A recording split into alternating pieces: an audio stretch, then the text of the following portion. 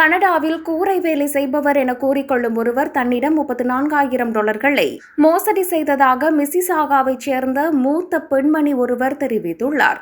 அயலில் வேலை செய்வதாக தன்னை அறிமுகப்படுத்திய குறித்த நபர் கூரைக்கு அவசர பழுதுபார்ப்பு தேவை என குறித்த மூத்த பெண்மணியிடம் தெரிவித்துள்ளார். அவரது கூரை ஓடுகள் பழையவை என்பதை பெண்மணியும் வேலைக்கு ஒப்புக்கொண்டுள்ளார். அந்த நபர் முதலில் $7,000 கேட்டுள்ளார். அதை குறித்த பெண் வங்கியிலிருந்து எடுத்து அவருக்கு கொடுத்துள்ளார்.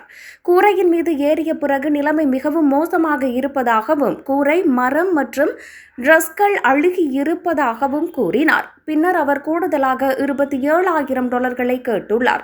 இந்த நிலையில் சந்தேகமடைந்த மூத்த பெண்மணியின் மகள் வேலைக்கு வந்திருப்போர் உண்மையான தொழிலாளர்களா என சந்தேகமடைந்துள்ளார். இதனையடுத்து குறித்த மகள் தானாக ஏறி கூரையை சரிபார்த்த போது அவர் பாரியளவு சேதங்களை காணவில்லை. இந்த நிலையில் குடும்பத்தினர் கேள்விகள் கேட்க தொடங்கிய போது தொழிலாளர்கள் விரைவாக வீட்டை விட்டு வெளியேறி ஓடியுள்ளனர்.